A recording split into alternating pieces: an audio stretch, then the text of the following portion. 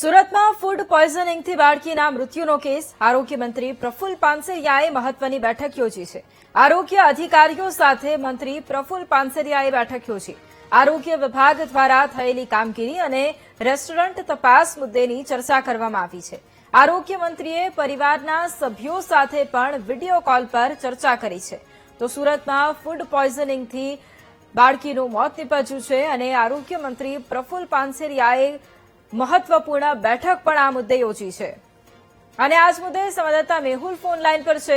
મેહુલ, સુરતમાં ફૂડ પોઈઝનિંગથી બાળકીનું મોત અને આરોગ્ય મંત્રી પણ હવે એક્શન મોડમાં આવ્યા છે. બેઠક યોજવામાં આવી છે, શું ચર્ચા?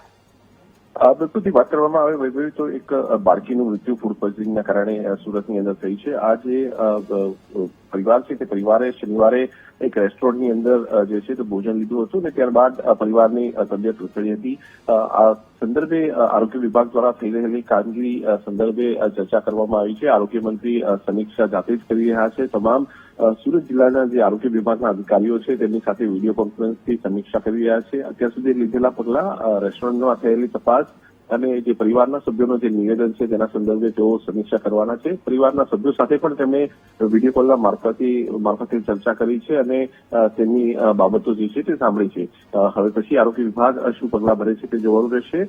પરંતુ આરોગ્ય મંત્રી અત્યારે હાલ સમીક્ષા કરી રહ્યા છે અને વિશેષ સૂચનાઓ જે છે તે સુરતની અંદર જે આરોગ્ય વિભાગને તેમના તરફથી આપવામાં આવશે. જી બિલકુલ, આભાર મેહુલ તમામ જાણકારી માટે.